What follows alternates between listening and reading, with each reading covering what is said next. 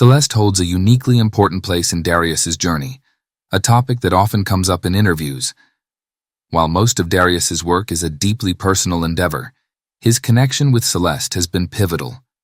Their first encounter was nothing short of transformative, sparking the inspiration that set him on this path. Though their meetings have been rare, only occurring 3 times, each has been profound in its own right. The first encounter, however, was monumental, marking the beginning of something much greater than either could have anticipated. Celeste isn't just a special friend. She represents a guiding presence, a reminder of the interconnectedness that fuels Darius's purpose. Yeah, Celeste. So this is not a real person, but it's more like a spirit that was guiding you in your out-of-body experiences. Is that correct? Yeah. So the best way to look at Celeste is a spirit guide, what people consider a spirit guide.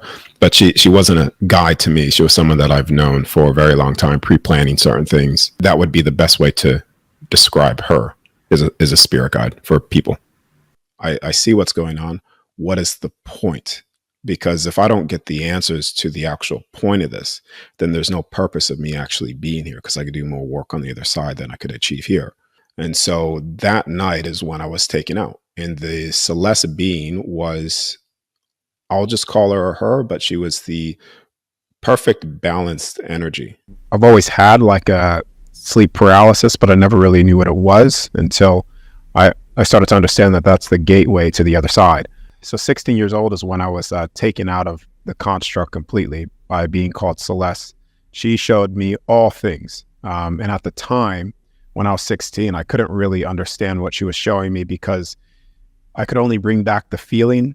She was showing me the beginning of things, the void, the black space. And the first time she showed me the construct, I didn't understand what it was. That was seeing it from the outside. She just showed me in like this bubble form, and she showed me many of them. Like now I call it construct stacked on God shelves, because I've seen it many times now.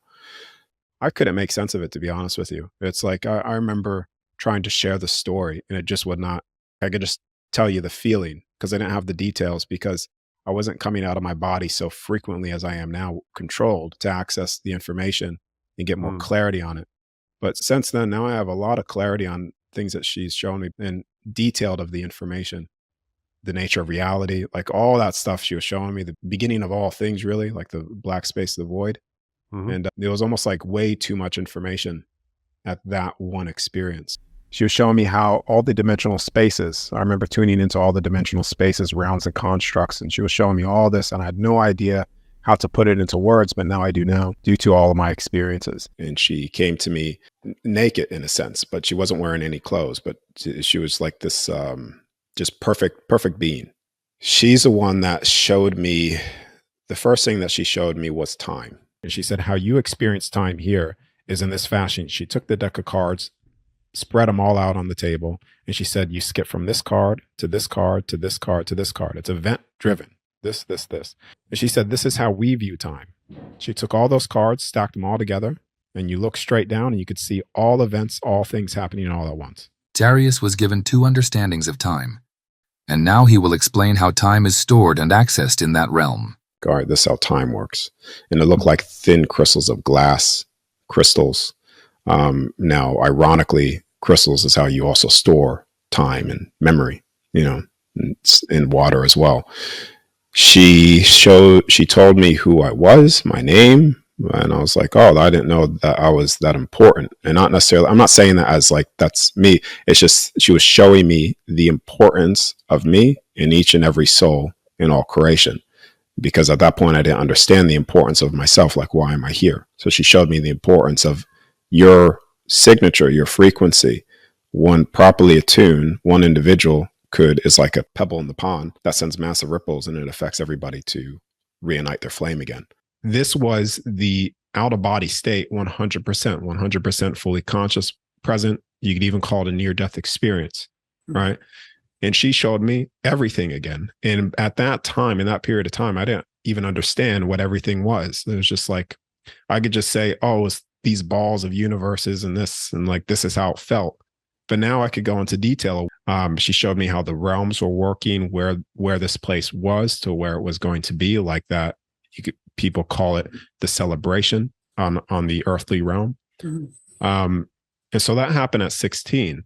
Now, from that point is when you could say everything started to slowly kick back online again, because I wasn't in so much fear. I was still in fear, but it was a slow process of kicking back on. And then I started to do more research on how could I actually get control over this? How could I take what's happening to me naturally, fully understand it, and have control over it? And that's what I've been doing now. Now I have a certain thing that I do, a method that I use for myself, where I shut down my body when I want to, and I could exit it. And typically it's done once a week or so. And what she told me, she said, now you could stay here. Now, this person I've known for a long time on the other side. It's just the memories return back to you of who they are.